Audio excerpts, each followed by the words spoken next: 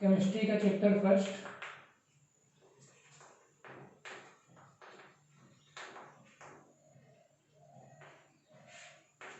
पिछले क्लास में हमने केमिस्ट्री का कुछ बेसिक टॉपिक पढ़ा था, जैसे विज्ञान क्या है, फिर केमिस्ट्री किसे कहते हैं, कार्य क्षेत्र, इतिहास, ये सब जो टॉपिक हमने पढ़ा वो सब बेसिक है। आज हम मुख्य टॉपिक पढ़ेंगे। आज जो हम पढ़ेंगे वो हमारी यूनिट का स्टार्टअप है। तो आज हम जो टॉपिक पढ़ेंगे वो है रासायनिक संयोग का नियम। रासायनिक संयोग का नियम। कोई भी जो रासायनिक अभिक्रियाएं होती हैं वो कुछ नियमों के तहत होती है और उसी को हम रासायनिक संयोग का नियम कहते हैं। तो जो सबसे पहला जो नियम है वो है द्रव्यमान संरक्षण का नियम। पहला जो नियम है वो है द्रव्यमान संरक्षण का नियम। द्रव्यमान संरक्षण का नियम।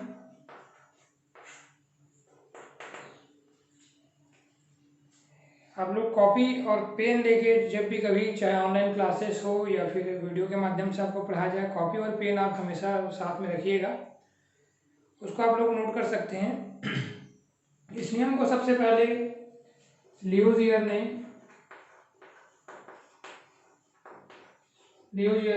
1744, अलग अलग बुक में थोड़ा सा डेटा अलग अलग हो सकते हैं, 1744 में इसका प्रतिपादन किया।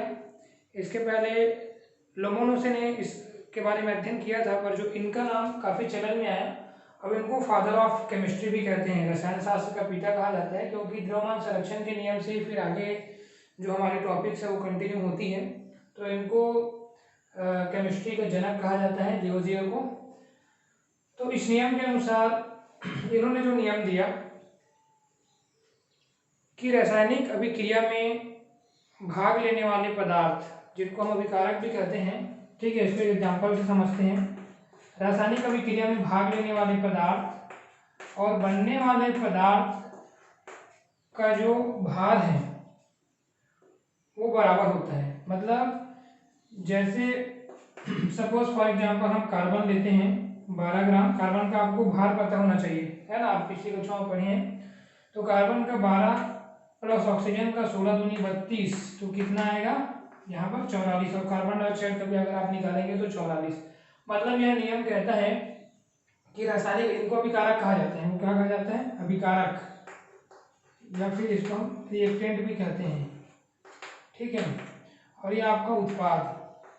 तो रासायनिक अभिक्रिया में भाग लेने वाले पदार्थ और बनने वाले पदार्थ का जो भार है आपस में क्या होता है? बराबर होता है। तो द्रव्यमान संरक्षण के नियम का प्रतिपादन लियोजियर ने 1744 में किया था, और इनके अनुसार, इस नियम के अनुसार रासायनिक अभिक्रिया में भाग लेने वाले पदार्थ और बनने वाले पदार्थ का भार बराबर होता है। इसको हम अपने दैनिक जीवन के उदाहरण से भी समझ सकते हैं। जैसे अगर हम कोई मोमबत्ती जलाते हैं तो मोमबत्ती जब पिघलता है तो प्रारंभ में मोमबत्ती का जो द्रव्यमान है और पिघलने के बाद अगर हम उसके अवशेष को देखें, उसमें जो कार्बन डाइऑक्साइड के रूप में जो बन के उड़ता है ना, और बाकी सारी चीज़ों को अगर हम देखें तो उसका जो मात्रा है वो क्या रहता है? बराबर रहता है। तो इस प्रकार से हम इस नियम का और एक मतलब दूसरा एक परिभाषा ये भी हो सकता है कि रासायनिक परिवर्तन में पदार्थ ना तो उत्पन्न होता है और ना ही नष्ट होता है। जैसे कार्बन डाइऑक्साइड को हम अगर आपस में क्रिया कराते हैं, है ना, कार्बन और ऑक्सीजन को, तो क्या बनता है? Carbon dioxide. तो रासायनिक अभिक्रिया में पदार्थ ना ही नष्ट होता है और ना ही उत्पन्न होता है, उसका केवल रूपांतरण होता है या रूप परिवर्तन संभव है। मतलब रासायनिक अभिक्रिया में पदार्थ ना ही नष्ट उत्पन्न होता है और ना ही नष्ट होता है, केवल उसका एक रूप से दूसरे रूप में क्या होता है? रूपांतरण हो सकता है या होता है। इस प्रकार से इसका दूसरा नियम भी हम लिख सकते हैं, इसको दूसरे रूप में लिख सकते हैं। तो इस प्रकार से आप लिख सकते हैं इसको। दूसरा जो हमारा नियम है वो है, ठीक है, द्रव्यमान संरक्षण के नियम। क्लियर है आपको कि लियोजियर ने 1744 में इसका प्रतिपादन किया था। इस नियम के अनुसार रासायनिक अभिक्रिया में भाग लेने वाले पदार्थ और बनने वाले पदार्थ का भार बराबर होता है। एग्जाम्पल में कार्बन प्लस ऑक्सीजन लेंगे, कार्बन डाइऑक्साइड बनेगा। कार्बन का 12 ग्राम भार होता है, ऑक्सीजन O2 का 32 और इसका होता है 44। मतलब ये दोनों का जो वैल्यू है क्या है? बराबर है। इसके हम दूसरा भी हमने क्या नियम बताया कि रासायनिक कोई भी रासायनिक जब अभिक्रिया होगी तो पदार्थ ना ही उत्पन्न होता है और ना ही नष्ट होता है, केवल उसका रूप क्या होता है, बदला जा सकता है या फिर रूप उसका बदलता है। ठीक है, अब हम सेकंड इसमें नियम देखेंगे। रासायनिक संयोग के नियम में सेकंड हमारा जो नियम है वो है स्थिर अनुपात का नियम। सेकंड है स्थिर अनुपात का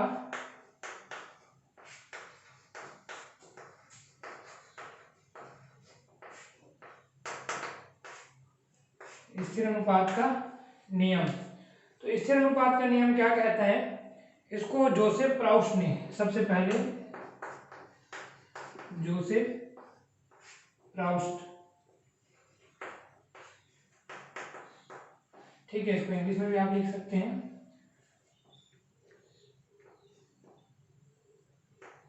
1799 में इसका प्रतिपादन किया था। जोसेफ प्राउस्ट ने 1799 में इसका प्रतिपादन किया और इस नियम के अनुसार रासायनिक यौगिकों में उनके अवयवी तत्व, जैसे फॉर एग्जांपल, इसको भी हम एग्जांपल समझते हैं, जैसे हम जल लेते हैं, ठीक है, या फिर हम कार्बन डाइऑक्साइड लेते हैं, तो इस जल में जो उसके अवयवी तत्व हाइड्रोजन और क्या है, ऑक्सीजन है, तो इनका हाइड्रोजन का कितना होता है, 1, ठीक है, और यहाँ पर 2 है तो 2:16 या फिर 1:8, ठीक है। इसके अगर हम भार को निकालें तो 2:16 होगा, इसका 2 है ना, और इसका कितना होता है 16, तो 2:16 या फिर इसको सरल अनुपात में लें तो 1:8। मतलब रासायनिक यौगिकों में उनके अवयवी तत्व, यहाँ पर ये यौगिक है और ये जो हाइड्रोजन और ऑक्सीजन क्या है उसके अवयवी तत्व हैं, तो रासायनिक यौगिकों में उनके अवयवी तत्व भार की दृष्टि से सदैव स्थिर अनुपात में होते हैं, है ना। कौन से अनुपात में होते हैं, स्थिर अनुपात में। इनका अनुपात स्थिर होगा, चाहे आप जल, नल का जल यूज करें, चाहे तालाब से लें, चाहे कुएं से लें, चाहे आप, है ना, हैंडपंप से लें, कहीं से भी। अगर आप रिसर्चेबल जल भी लेते हैं, अगर प्रयोगशाला में भी कोई पानी लेते हैं तो उसमें भी उनके अवयवी तत्वों का जो भार है ना, उसमें अवयवी तत्वों का जो भार है उनके बीच अनुपात कितना होगा, 2:16 या फिर 1:8 ही होगा। तो यहाँ नियम कहता है कि रासायनिक यौगिकों में उनके अवयवी तत्व भार की दृष्टि से सदैव स्थिर अनुपात में होते हैं। और फॉर एग्जांपल हम कार्बन डाइऑक्साइड को भी अगर देखें तो कार्बन का भी 12:32 या फिर 6:16 या फिर 3:8 सरल अनुपात में। तो इस प्रकार से हमने देखा कि ये रासायनिक यौगिक है और कार्बन और ऑक्सीजन इसके अवयवी तत्व हैं, जिनका जो कहीं से भी अगर हम कार्बन डाइऑक्साइड लें तो उनके बीच जो अनुपात होगा वो कैसा होगा, स्थिर होगा। दोनों के बीच अनुपात में कोई डिफरेंस नहीं आएगा, है ना। हाइड्रोजन और ऑक्सीजन का अनुपात हमेशा 2:16 या फिर 1:8 ही होगा, चाहे उस जल को आप कहीं से भी लें। तो ये नियम कहता है कि रासायनिक यौगिकों में उनके अवयवी तत्व भार की दृष्टि से सदैव स्थिर अनुपात में होते हैं। इसको इस एग्जांपल से आप एक्सप्लेन कर सकते हैं। उसके बाद हमारा तीसरा जो नियम है, ठीक है, हमारा तीसरा जो नियम है वो है गुणित अनुपात का नियम। गुणित अनुपात का नियम, इसका प्रतिपादन 1792 में रिचर्ड और 1810 में बर्जेलियस ने पुष्टि की थी।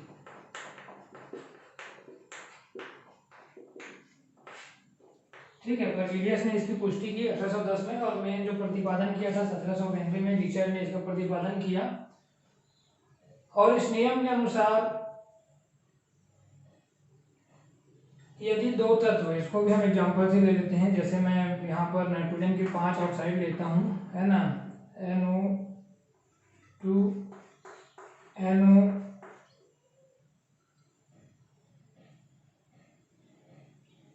जस्ट मिनट N2O3 N2O4 और N2O5, है ना। इसको हम N2O2 ही है ये एक्चुअल में, लेकिन ये NO के रूप में जो है प्रदर्शित किया जाता है। मैं नाइट्रोजन के 5 ऑक्साइड ले लेता हूँ, N2O N2O2 को हम NO लिखते हैं, N2O3 N2O4 N2O5, या फिर मैं यहाँ पे कार्बन मोनोऑक्साइड और कार्बन डाइऑक्साइड के एग्जाम्पल से भी इसको हम देख सकते हैं। दोनों में से कोई भी एग्जाम्पल आप ले सकते हैं, है ना। इसमें दो अलग अलग जो तत्व हैं, एक नाइट्रोजन और एक ऑक्सीजन है। इसमें आप देख पा रहे हैं कि नाइट्रोजन का जो मात्रा है वो स्थिर है। नाइट्रोजन यहाँ पे N2 के रूप में ही है ना। और यहाँ पर हम कार्बन जो देख रहे हैं, कार्बन भी क्या है, स्थिर है। यहाँ पे कार्बन कार्बन के रूप में है। तो जब दो या दो से अधिक तत्व आपस में संयोग करके, है ना, जब दो तत्व दो, है ना, आपस में संयोग करके दो या दो से अधिक यौगिक बनाते हैं, तो पहले तत्व के निश्चित अनुभार, है ना, दूसरे तत्व के भिन्न भिन्न द्रव्यमान से संयोग करते हैं, तो इनके बीच सरल अनुपात होता है ना। मतलब जब दो तत्व आपस में संयोग करके दो या दो से अधिक यौगिक बनाते हैं, तो एक तत्व के निश्चित द्रव्यमान जो दूसरे तत्व के भिन्न भिन्न द्रव्यमान से संयोग करते हैं, है ना। यहाँ पे एक तत्व नाइट्रोजन का जो द्रव्यमान वो स्थिर है ना, निश्चित है, और दूसरे तत्व ऑक्सीजन का जो द्रव्यमान हो क्या है, भिन्न भिन्न। तो जब दो तत्व आपस में संयोग करके दो या दो से अधिक यौगिक बनाते हैं, तो एक तत्व का निश्चित द्रव्यमान जो दूसरे तत्व के भिन्न भिन्न द्रव्यमान से संयोग करता है ना, सदैव सरल गुणित अनुपात में होता है। इनके बीच जो अनुपात होगा वो सरल अनुपात होगा। जैसे फॉर एग्जांपल हम इसका देखें तो नाइट्रोजन का होता है, कितना होता है, 14 दूनी क्या हो जाएगा, 28 अनुपात कितना होगा, 16। यहाँ पर आप ले लेंगे, है ना, 14:16, या फिर इसको भी हम 28:32 कर सकते हैं, है ना। 28:32 कर लें इसको मैनेज करने के लिए। और यहाँ पर हो जाएगा आपका 28 अनुपात कितना होगा, 16 दिया, यहाँ पर 48, यहाँ पर आपका 64, ठीक है। और यहाँ पर कितना हो जाएगा, 16×5 80, ठीक है। तो इस प्रकार से ये जो अनुपात है वो कैसा है, सरल गुणित अनुपात। यहाँ पर हम देख सकते हैं कार्बन और ऑक्सीजन का, है ना, 12:16 या फिर 12 कितना 32। तो यहाँ पर जो अनुपात है वो है ना, 16:32, मतलब 1:2, या फिर इसको हम 8:16 करके भी लिखेंगे तो भी, है ना। तो इनके बीच क्या होता है, जब दो तत्व आपस में संयोग करके दो या दो से अधिक यौगिक बनाते हैं, तो एक तत्व के निश्चित द्रव्यमान जो दूसरे तत्व के भिन्न भिन्न द्रव्यमान से संयोग करते हैं, सदैव कौन से अनुपात में होते हैं, सरल गुणित अनुपात में होते हैं। तो यह है गुणित अनुपात का नियम, जिसका प्रतिपादन 1792 में रिचर ने किया था। आप एग्जाम्पल से इसको एक्सप्लेन करने की कोशिश कीजिएगा हमेशा एग्जाम में भी। अगला जो हमारा नियम है वो है तुल्य अनुपात का नियम।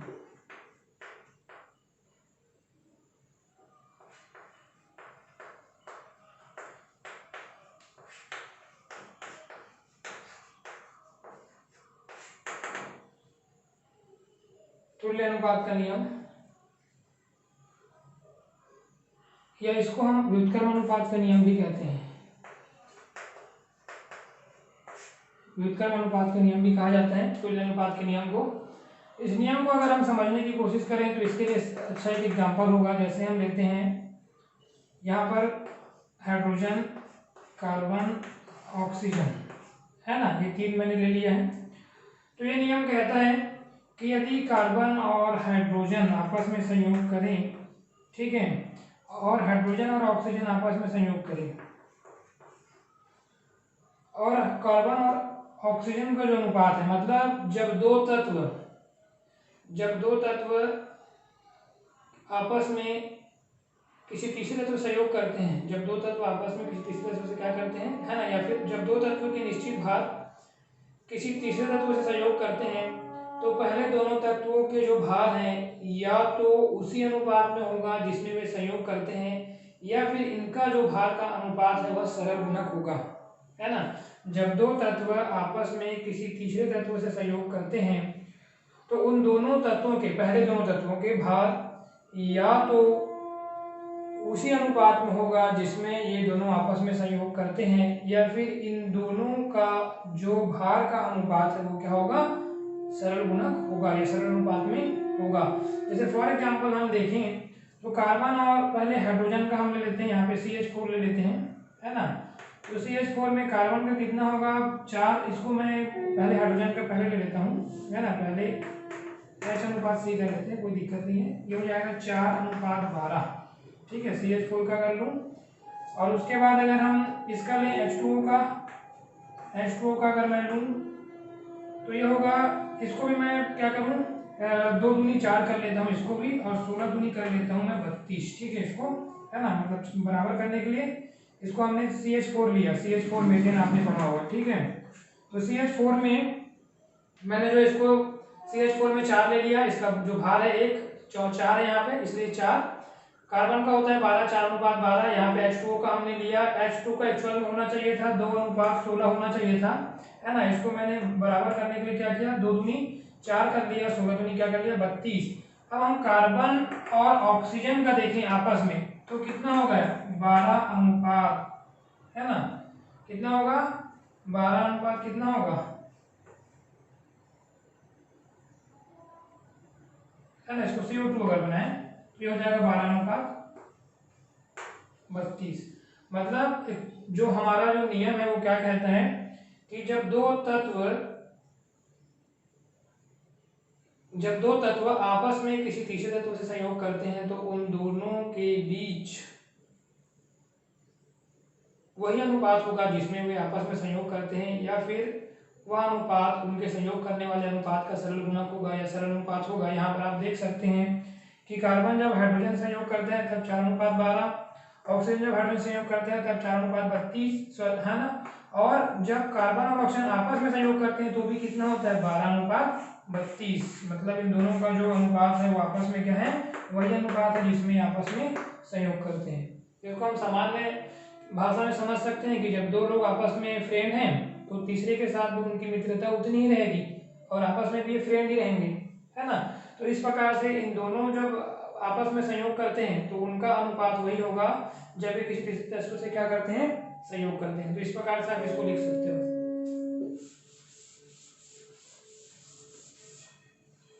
अगला हमारा जो रासायनिक संयोग का नियम है और लास्ट नियम है वो है गे-लुसाक का गैस आयतन संबंधी नियम।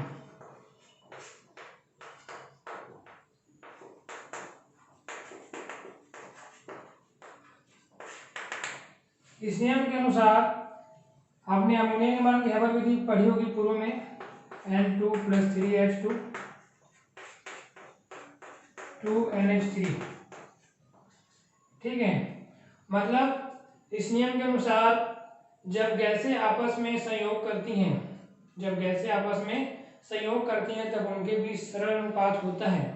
जब गैसें आपस में संयोग करती है, यहाँ पर कितना है 1 है ना, कुछ नहीं है, इसको नहीं देखते। यहाँ पर इसका आयतन यहाँ दर्शाया जाता है 1, यहाँ पर इसका आयतन कितना है 3, यहाँ पर इसका आयतन कितना है 2, है ना। तो 1:3:2।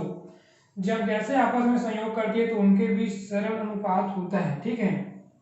इस नियम के अनुसार जब गैसें आपस में संयोग करती हैं तो उनके बीच सरल अनुपात होता है, और जो बनने वाला जो पदार्थ है या उत्पाद है वह भी यदि गैस हो, बनने वाला पदार्थ या उत्पाद भी यदि क्या हो, गैस हो, तो वह भी अवयवी गैसों की तुलना में सरल अनुपात में होगा। तो 1:3:2। इसको और भी एग्जाम्पल से आप समझ सकते हैं। ये गे-लुसाक का गैस आयतन संबंधी नियम कि जब दो गैसें आपस में संयोग करती हैं तब उनके बीच सरल अनुपात होता है, और बनने वाला पदार्थ या उत्पाद यदि गैस ही हो तो उसका आयतन भी अवयवी गैसों की तुलना में सरल अनुपात में होता है। तो इस प्रकार से